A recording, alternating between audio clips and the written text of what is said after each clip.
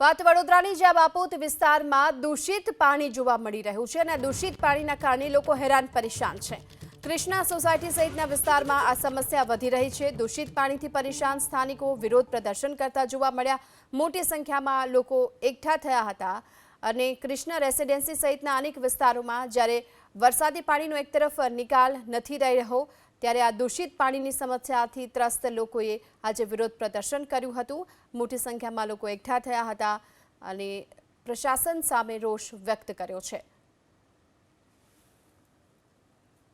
वरसाद चालू थयो त्यारथी आ पाणीनी व्यवस्था थई।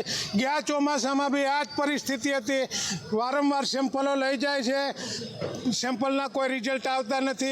आ बीजું ચોમાસું આવી ગયું, બીજા ચોમાસામાં बी आ गंदा पाणीनी ज व्यवस्था छे।